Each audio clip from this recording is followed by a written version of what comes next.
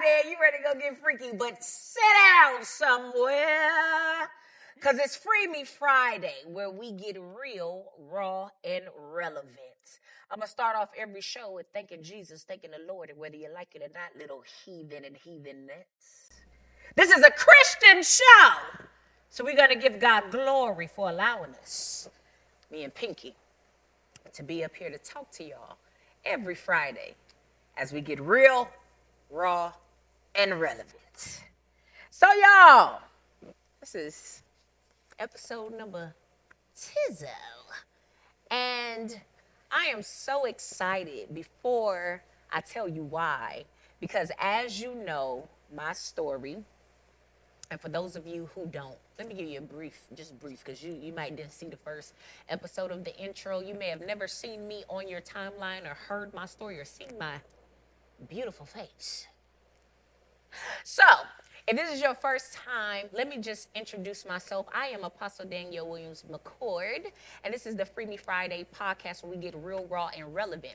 However, before I was ever an apostle in the Lord's church, before I was a minister, a woman of God, knew God, none of that, I was in the porn industry. I was a stripper. I was involved in prostitution. I was a dope dealer, a drug addict, all of the things that you can think of, I did it. And the Lord came and saved a wretch like me. Did I think ministry, podcasts, plays, books, and all the things that I've accomplished will come along with that saving grace, with my salvation? Absolutely not. Get somebody else to do it while you're at it. I didn't ask for this. I didn't ask for this. And if you want it, you can have it. Y'all be wanting a platform so bad and a mic, you can have mine.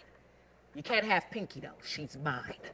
But there's so many people that want this platform and the mic, and I never wanted it. All I wanted was to serve the Lord with all that I had. However, he had other plans. So again, I'm now an apostle in the Lord's church. I may be crazy on here, but I got some anointments. He be using me and stuff, okay?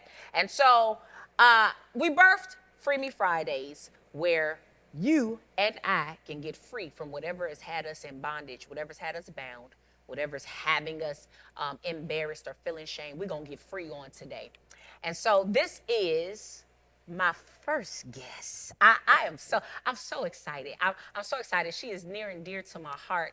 And I wanted to, before I started bringing on guests, I wanted to, because some people, they get a podcast, they get a show, and they just get anybody to get on the platform. And I didn't want that. I wanted to be very strategic with who I invited to share this stage with me, because I want it to matter. Yes, we're going to laugh. We might cry a little bit. Yes, we're going to have fun. However, I still want these episodes to be transformational. And so I wanted to bring people on with similar backgrounds. So ring-a-ding-a-ding. Without further ado, I want to introduce my first guest, Miss Brooklyn.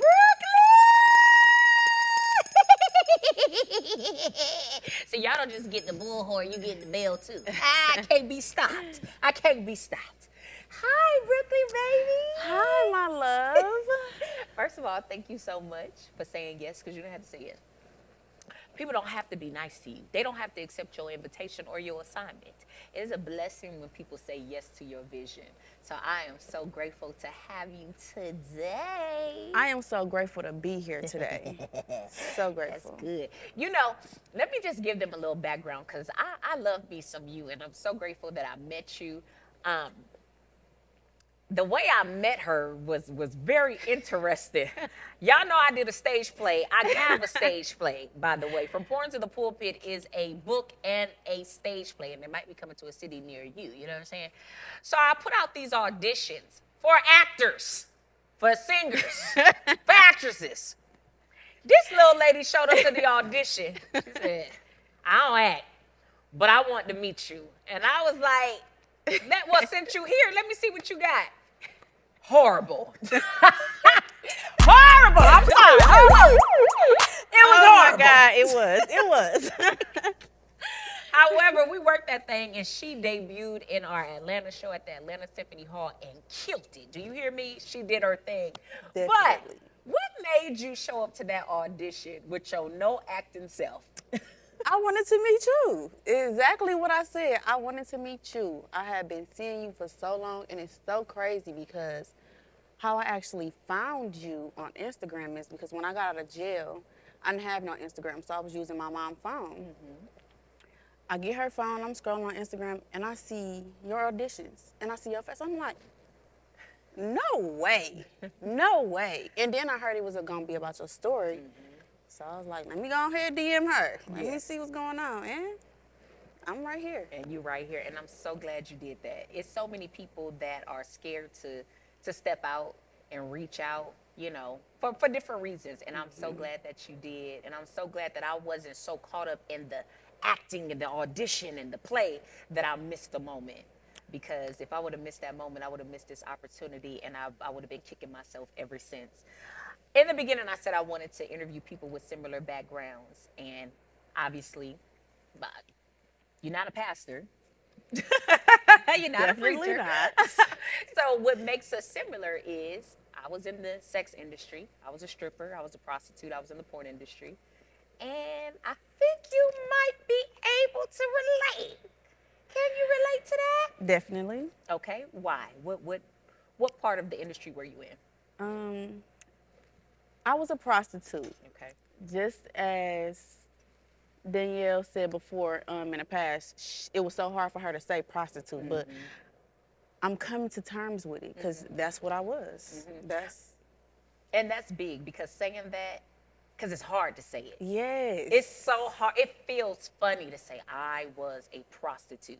I don't know. I never smoked crack, so I don't know if it's a crackhead watching us and say I was a crackhead. I don't know if that's easy to say. Like, it's just some things, it makes you face it. It makes you face, like, I was a prostitute. And it's hard. It's not, as a woman, and we're both mothers to little boys, and it's hard to say I was a prostitute because our sons are going to see this. Yes. Right?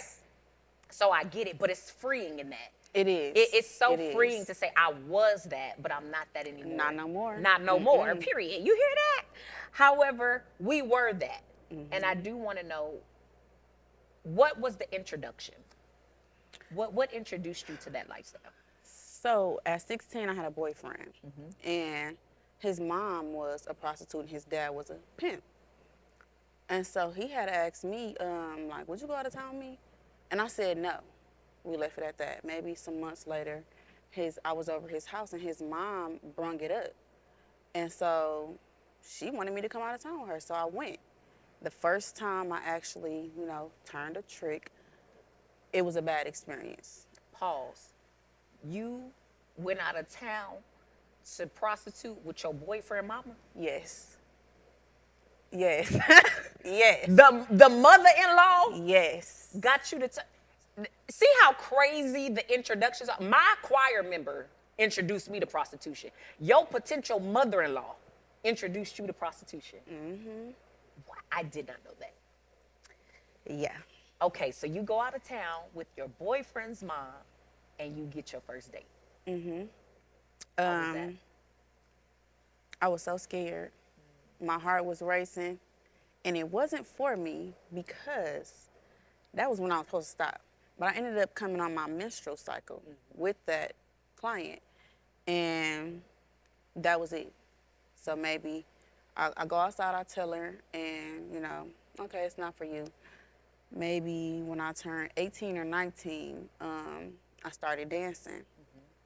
And then I ended up getting back cool with a friend of mine's, and she was actually, prostituting.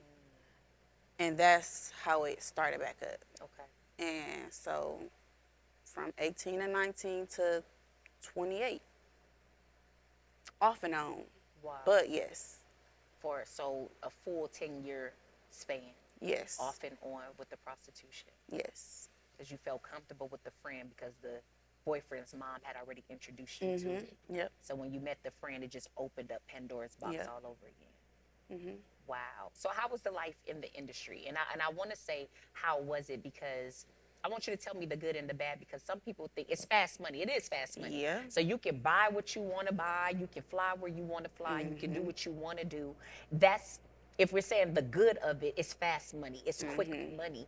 But for me, my bad experiences was I had to increase my drug use. I had to be high. I was always high. I became a full-blown alcoholic. I needed to be drunk. I needed to be high. I had some bad experiences with some tricks, some clients, some Johns, whatever you want to call it. I have been raped. I've been robbed. I've been held at gunpoint, knife point. I've been thrown in some pimps' trunks. I was on the blade, as we call it. I was on the streets. So I would prostitute in the clubs, on the streets, on the internet. I was getting it how I lived. And so some clients were like boyfriend, girlfriend experiences where it was just cool. It was nice. It was a dinner. We went, we did our thing, and it was cool. And sometimes I was running for my life. How was that experience for you? So I never did drugs. Amen. We ain't got no crackhead up here. Hello. I was only crackhead. My bad. So I never did drugs, but I had a boyfriend who knew that I was a prostitute. And so he ended up introducing me to selling drugs because he didn't want me to prostitute. So I sold drugs for about a year. And then once I was done with that, I was right back prostituting. It was a good experience. I will only say because of the money, but I hated it because I felt disgusting after. Like, I can't believe you just let him do that. And that's how it would be. Like, it's really depressing. Like, it's depressing. Absolutely. I know the feeling of just, this is why I always had this. I'm so glad you didn't get caught up in the drugs. I'm so glad you did not get caught up in the drug, because that would have been another battle and another hurdle to get over, because it was a hurdle and a battle for me, because baby, I was high. I was higher than a giraffe butt. I was high as a giraffe butt. You Not hear giraffe me? butt. I was up there. You hear me? I was up there. And it's because the feeling is so degrading. It is, if you've never experienced it, please don't. It is a feeling that will mess with your psyche. It will mess with your mind, you know. But once I count that coin at the end of the night, I'm like, oh, okay, I'm right back at it. That's what fueled me. So was it the fast money that kept you going? Yeah. That's it. It was just the fast money, but I knew it had to be a different way. But when I would try and go a different way and work a regular 9 to 5, it was too slow. It's easy to get caught up in the fast right now. Yeah. Right now. Quick fix. Yep. Wow. So did you try to have normality in the midst of that, like get a regular relationship? Try to be around your family and tell them, oh, I got a job, or I got a boyfriend with some money. How did that look for you when you was not working and you still tried to have a normal lifestyle? So I would lie to my mom. My mom, she is just not really finding out really what I did, because she would always be like, where you going? I'd be like, girl, mind your business, or don't worry about it. And I will always say, like, I'm dancing, or I'm going out of town or something, but she never really knew what I was doing. And I just finally was like, okay, you know, whatever. But so once it came to me having relationships, I would treat them like a trick. Wow. I would treat them like a trick. Even though this was your boyfriend, this was your man. Wow. I think, you know, I don't know if I talk about this more. I'm so glad you brought that up. And that's probably going to be another episode on trying to have a relationship, or how to view men after coming out of that lifestyle. Because you treated them like a trick. I looked at all of them like monsters. Like boogeyman. They the boogeyman. They gonna do something to me. Like every dude, I just looked at him like he's a cheater. He gonna beat me. He gonna do something scandalous to me. I'm scared of them because every man that I trusted violated me. Okay. So for me, it was like, I'm scared of you. Yeah, it's just a matter of time before you mess up. It's a matter of time before you mess up. And I didn't trust men. But you was like, nah, you a client. Yeah. Yeah, boo, I like you, but you. They was tricking. And that's what a lot of men do. They just throw money at you. And so I was like, okay, you know, you want sex? I want some money. I want my bills paid. I want this. So after 10 years did you ever see yourself getting out? Because I think for me, Yes. you did. You wanted to get out. Yes. You tried to get out. Yes. Okay. You knew Yes. that this wasn't going to be forever. Oh yeah. Oh, see, I thought I was going to die in it. I said I was going to No. die in the game. My retirement plan was to marry somebody old, almost dead, get in the wheel. I mean, I've thought about that. I've definitely it came across my mind, but I was like, no, because I want to get married. I actually do want love. I want a family. I don't want to view men as tricks. So for me, it was like, okay, Brooke, it's time to sit down and start a career. You got a son now too, you know. I can't keep prostituting and thinking I can raise my son off that, because the money is just as fast as it come, is as fast as it go. Talk about it. So Talk it was about like, Yep. That's how time the to get enemy out. keeps us trapped. Yes. I'm gonna give it to you, but I'm gonna take it away to make you have to keep doing things to go get it again. It is even from drug dealers, any hustler, any scammer, any prostitute, whatever, any of that fast money lifestyle. It's like you get it quick, but you lose it quicker. And the enemy know I'm gonna put that hole in your pocket because I know I'm gonna keep you coming back. Yes. I'm gonna keep you coming Yes. back. And so you did have dreams and aspirations to get out. You never saw yourself like this is gonna be. I wanted to be a social worker. Yeah, I wanted to be a social worker, and I wanted to go to school to be a nurse. And so back in January, 2024 of January, I went to school to be an MA. And I said, okay, I'm gonna go to school and I'm gonna ease my way out of this because I don't wanna do this no more. And so once January of 2025 came, I was gonna graduate in February, but January I had a situation. And that was my exit plan. My exit plan was to do school and to do dispatching as well. But I had a situation and it got me out the game quicker than I thought. Well, before we go into what was the turning point in that situation, I just want to pause right here because there are so many young women who are prostituting and stripping, trying to pay their way through school, trying to, like you said, I wanted to be a social worker. I wanted to go to school for nursing. But what would you tell them who's trying to do this lifestyle and try to make it out? Do you think that that's a distraction? Even though you're like, okay, I'm a dance, I'm a prostitute, so I can pay my way through school. Do you think, how many girls really do that without getting so sucked up into the game? I'm not sure how many, but I know me, I couldn't do it. Uh-huh. I was gonna always keep going back. Uh-huh. And I just was like, it's the money. That's the money. It's the money, but I wanted better, and my son is looking up to me. So I would be leaving at night and he'd be like, Mommy, no, Mommy, I just want to sleep with you. Can we watch a movie? But I'm like, baby, we could do something tomorrow. And I threw money at him. We was always going somewhere, but we really wasn't bonding at home because I was on the go, out of town, doing this, doing that. And so the money, no, you can't do both. You Yeah. can't go to school and try and strip. It's a distraction. 'Cause Absolutely. I'm not one of them people that can have one foot in the street and one foot in the house. Can't do both. Yeah. It don't work. It's Either you all gonna- the way. It's so funny you said that. Out of all the girls that I met in the strip club who told me that they were there to pay their way through school, and then once they're done with school, they're getting out, I stripped from 14 to almost 20. It was 20 when I think 19, 20 when I got out the game for real. One girl out of hundreds of girls that I met came into the club, did not drink, did not drug, danced, got her money, paid her way through school. When she finished school, she got out. One girl. She was on a mission. She was on a mission. But there were hundreds of girls who came in green like that and who said, you know what, I'm just going to dance. I'm going to pay my way. But once that money start coming, then you start drinking. Then for some, you start drugging. Then you meet this dude that got the money. And your whole mindset, you get so distracted from your original goal Yes.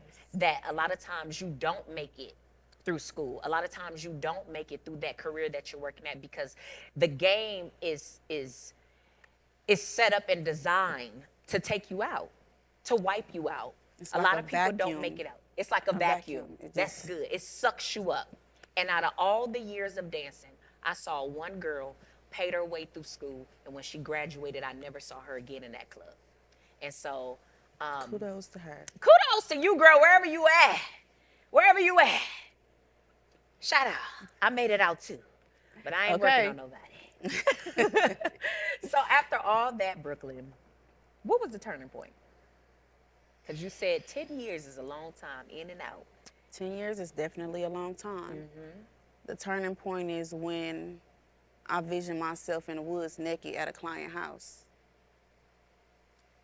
Envisioned yourself in the woods naked while you were at a client's house. Yes. Okay, what?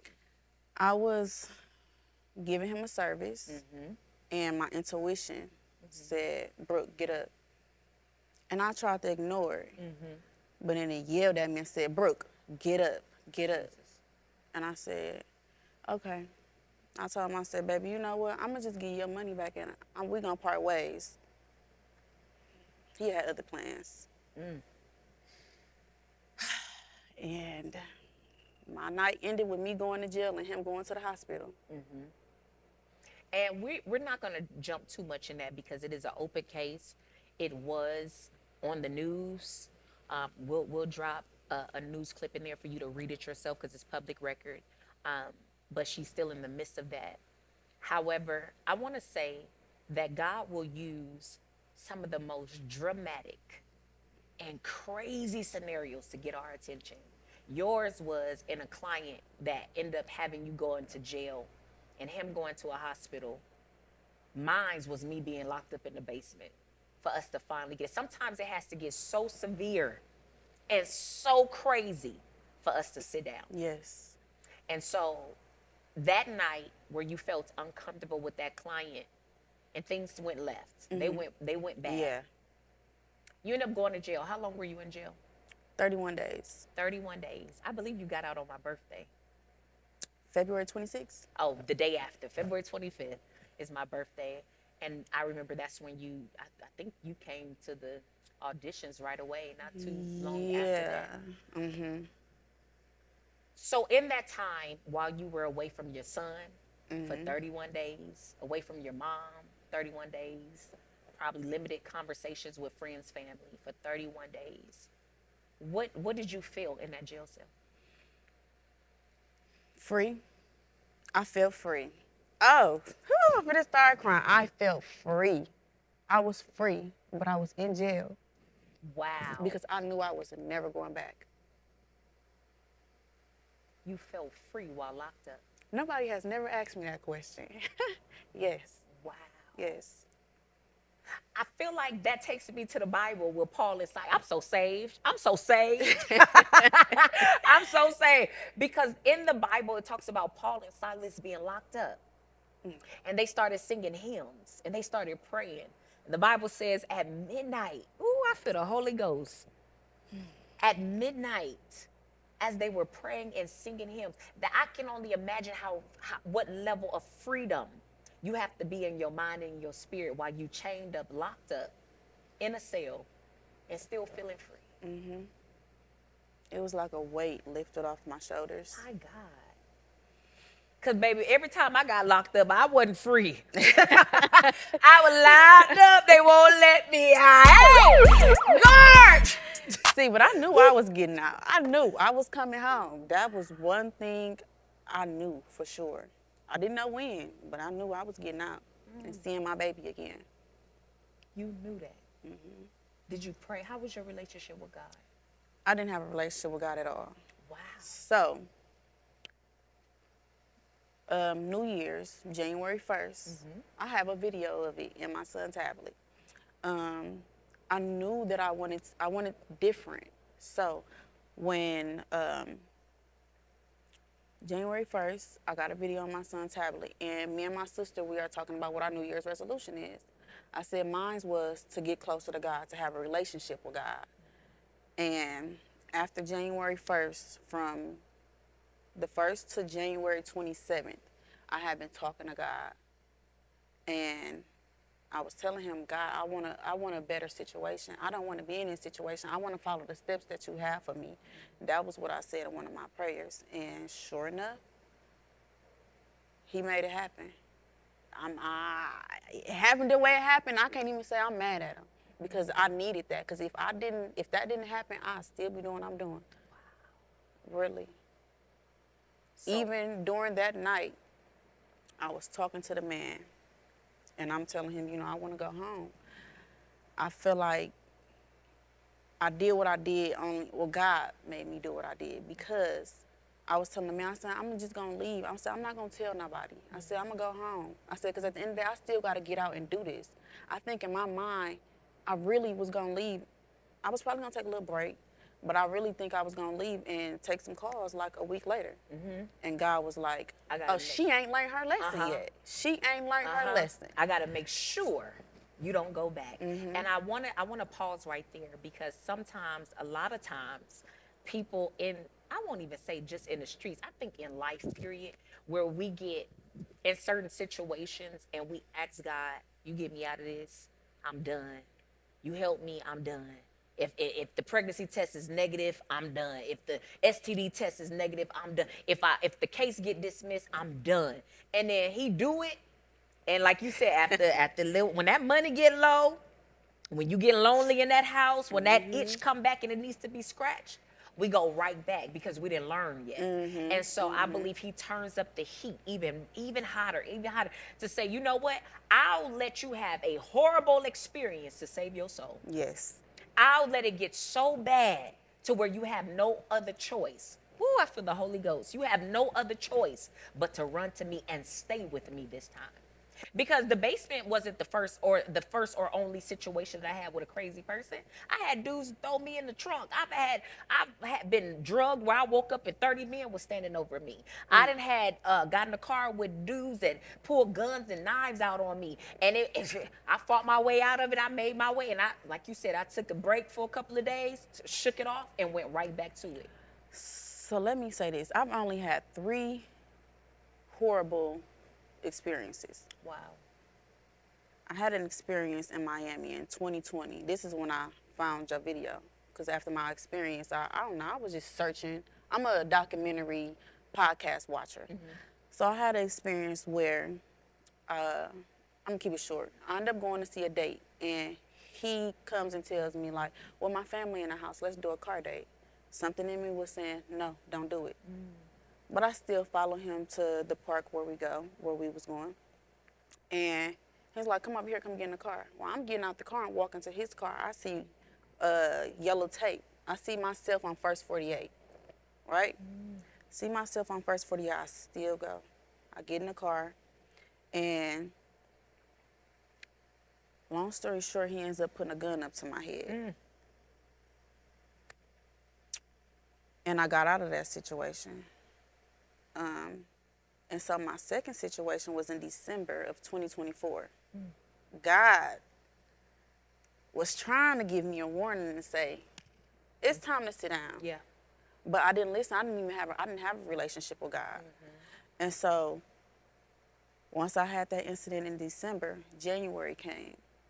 And What happened in December? December, I had a client who,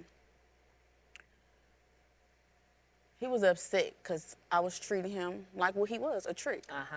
And he didn't like that, so he went in my purse. He didn't know I had a gun in there. But he was trying to, I don't know, rob me or take his money back. I think he was just trying to take his money back, but he seen I had a gun. So he ends up taking my gun from me. Now we kind of like tussling over the gun. And I just was like, all right, you got it, because I got to go home. My pride wouldn't let him treat me like how he was trying to treat me. So I'm like, you're not about to treat me like you just taking something from me. And I just was like, I had a thought about my son. I said, Brooke, go home. It ain't worth it. So I left. He took your gun. Yes. Okay. So now I say, okay, I'm just going to see my regulars. The person I did this to was a regular. He was a regular. And I go to his house. And when I was, after I'm drugged, so what happened was I said, I'm gonna get up and leave. I sit down, things happen, things get exchanged, and now I'm drugged. And so When I was about to fall asleep, I tell him, I'm like, don't do this. Ooh. I said, I'm finna fall asleep. If I would have felt any kind of inkling, I was gonna close my eyes. But I got that vision in my head of me laying in the woods naked. And I said, oh, I ignored the first time when that man put that gun up to my head. I said, I'm not doing that no more. I gotta get home to my son. And I did just that. And you did just that. By any means necessary. She went to jail. He went to Grady. And we just gonna leave it at that. let me ask you this, and then we'll go into where you are now. Let me ask you this for a young lady. No, not even for a young lady who's in the same situation. For the judgmental people who look at us, because somebody gonna watch this podcast and be ignorant. And no matter how the testimony sounds, there are some people that's gonna look at us and always view us as prostitutes. They don't care nothing about me being no apostle. They don't care nothing about you talking about you change and all. There's somebody that's gonna always view us as what we were, right? Yep. But I always tell people, if you don't know the person's story, you're not gonna pray, then shut your mouth. You're not gonna be, if you're not gonna be no type of help, no type of resource, you're just gonna be ignorant. You don't know what to say. Just don't say anything. Before I ever was a prostitute or a stripper, I was a little girl who had been violated. I was molested. My father halfway killed me. I was raped by a neighbor. I had a baby by a pimp at 13 years old. And that was the door that opened it up. Before you met that boyfriend's mother, was there anything else that you feel like had a hand in certain decisions? Like, was your father not around? Were you ever violated? Was molestation? Did you ever feel the spirit of rejection? Did you look for love in the wrong places? Before you met her, do you feel like there were other things that could have led to that? Not having a father. Yep. I had a goddad who I grew up thinking he was my father. But at a certain age, I ended up getting told that he wasn't my father. So I think after that, that's when everything started going down here. But I still wanted a relationship with him, but he didn't want a relationship with me. And so that crushed me. I'm like, oh my God, like, I love him. Why would he do me like that, And so that's what it was. Yeah. I wanted love. Yep, I wanted to be loved. And when I met that boyfriend, I thought I was in love, And I just wanted to make some money for us. Yeah. But it didn't happen that way. I got you. The spirit of rejection is something else, especially when a girl is rejected by her daddy, because the first man that a young lady ever falls in love with is her father. And for me, yours was different because yours was absent and then didn't want to come. Mine's was present, tried to kill me. I still wanted him, and then he rejected me. Is you crazy? Right. Hey. I know it's the people in your head, but is you crazy? Is you cool? How you beat me, I forgive you, and you don't want nothing to do with me. And that's what was happening. And so for me, it was like, a part of me wanted that love, looking for love in the wrong places, but I also wanted to make men pay. Like, yeah, I ain't gonna let you hurt me. Yeah. I'm gonna treat you like how I've always been treated. And so, but it starts with rejection. Yeah, and that's definitely what it was. Yeah. I'm sitting here talking to you, I'm coming to the realization that's what it was. Yeah, that was the seed that was planted. But you're no longer there. No. Hey, people say, thank God. There. This is Free Me Fridays, and she is free on this Friday. So, Brookie Brook, we're out of the game. Out. We're out of the game. Out. But I'm not gonna lie. Uh-oh. Come on, let's be honest. I This definitely is really have my days, okay?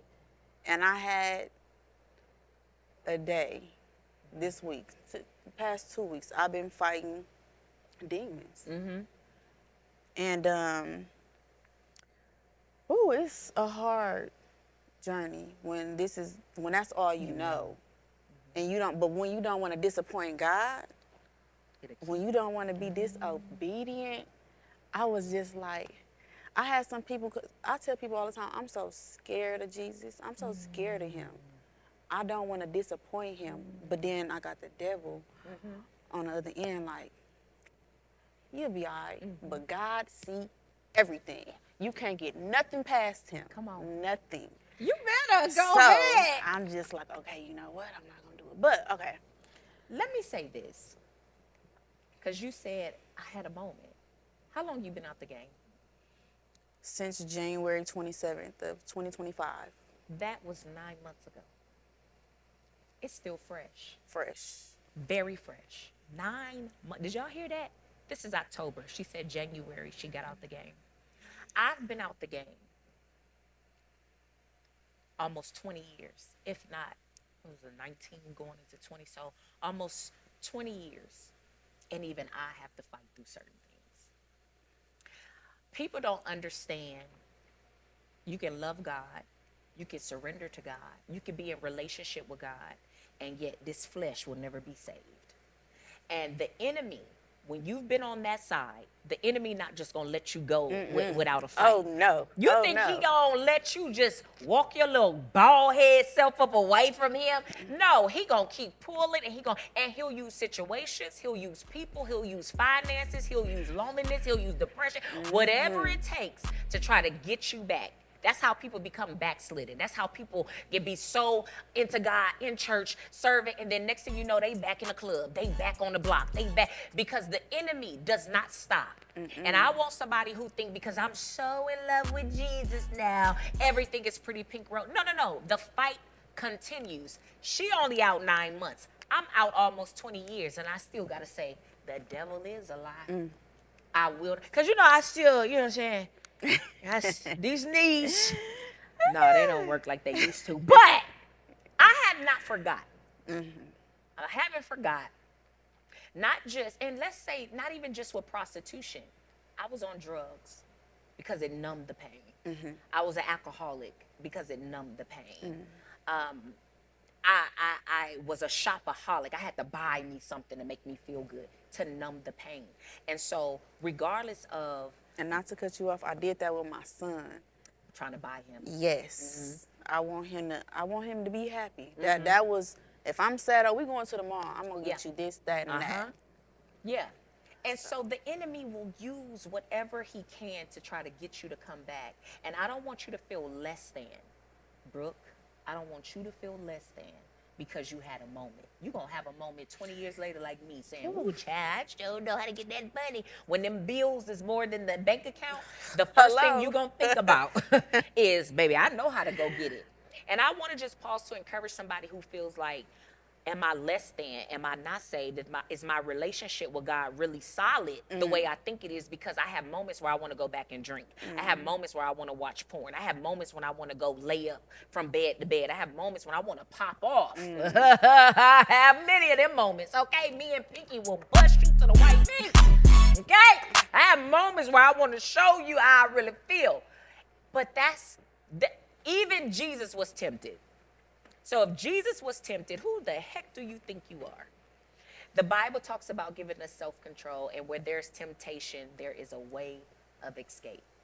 The temptation doesn't stop because you gave God a yes. But he'll give you an escape, and he'll give you self-control to turn the other cheek. And I'm so glad in these 9 months, no matter how hard it got for you, no matter how dark, how rough, how tough it got for you, you kept pressing. Yes. So how does it feel now to be quote unquote normal, or as we know it, square? How does it feel to be Definitely, square? right, yes. Because somebody said, oh, you didn't turn all the way square on me. Yeah. And did. And Yes, I did. did. Yeah, How I do have you no feel? problem with that. I feel great. It's refreshing. It's definitely refreshing. It's like I get to be a more present mom. I get to do the small things that I wasn't able to do when I was running the streets. And I'm just happy to be alive. My mind. Is there any praise reports? Anything that you Definitely. let's go. Definitely. Praise report. Okay, so the devil will use, like you said, your finances. Oh, absolutely. on you. Every time. And so it's like This keep happening, that's happening, that's happening, and that's happening. And I only work one job. You know, baby, the bills is billing, the cars, Hello. car problems, all of that. So, short story, I was like, okay, I want to go back to the streets. Not even full time. I just said, I'm going to take a weekend and I'm going to book me a flight and I'm going to go to where I know and get some money, right? I would have beat you down like Rodney King. I was keeping that a secret. But you know, the Lord would have woke me But up I in the wasn't midnight gonna do hour. it. Okay, thank you. I wasn't Thank gonna you do it. kindly. So I prayed to God. It was Tuesday of this week. I prayed to God for like an hour. I was screaming, crying, praying, snotting nose. I'm like, God, I don't want to go back. Jesus. I don't want to go back. I said, if you just let something come through for me, God, I promise. Come on. I'm not gonna do it, God. I said, you know how bad I don't want to do it. Thursday, I get an email from a courier company that I've been trying to get into for maybe 2-3 years. They said I was approved. I couldn't do nothing but scream. I said, oh God, yes, yes, After yes. 2-3 Yeah, years. 2-3 years, I'm not lying. 2-3 years, yes. And they called you this They week. called me. They emailed me They emailed you. and said I had been accepted. And I just was like, God, you don't play about me. Okay. You, bro. You don't play. Yes. So, Congratulations. thank you. Thank you so Obedience much. is better than sacrifice. You obeyed. You fought through. And God said, I got you. I got you. Yeah. And he I'm did so that. happy. He did that. I am so happy. I'm so glad you came to audition with your no acting self. Now look at you. Yes. I this is what I live for. When people say, what's the reward in that? Because ministry is hard. Ministry is hard, but this is my reward. This is what keeps me going, to see people like yourself come from, and it don't matter if it's the same. I'm a little bit more biased, especially when you come from the same thing I come from. But whatever lifestyle that you're fighting through, and I have a hand in helping you to get to your full potential. I'm so honored, and it's my reward. Okay, let me say this. You just don't know. I have days, not often, but I have my days. And when I do, I get right on Instagram and I scroll. Right on your Instagram. And you are my motivation because I'm like, she made it out and didn't go back. Brooke, you could do it. You could do it. Yes, you can. And I just thank you. I really thank you for believing in me, for being there for me. That day I called you crying, I called her one day, y'all. So I was on the phone, I was on the ground, screaming, crying, praying out to God because I had a weak moment. And I've had 3 weak moments, right? But I was having a weak moment, and I called somebody. My phone don't lose service in my house, right? But so I called somebody. As soon as I called, it said call failed. I said, okay. I left my phone there. I didn't move it or nothing. I went through my contacts and I called you and it rung and you answered. And I said, oh, thank you, God. I was supposed to talk to her because that person would have talked me into going. But you said, and I was calling to get a prayer. I didn't get that. My girl said, oh, no, no, no, no, no, no. You ain't about to do that. You ain't about to do that. But she gave me some words of encouragement and talked me off that ledge because I was so close. I heard it. I was so close. I'm so glad you did. And I thank you. Don't make a thug cry. Thugs cry now, okay? Thugs cry. Thugs cry. I am so honored, and I love you so much. I love you and too. I can't wait to see all that God does. And I just want to give you a small token of my appreciation for saying yes. Come on, Lily. Move fast, little grasshopper.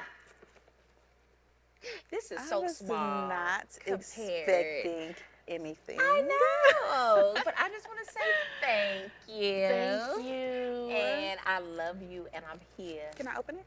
forever. You can.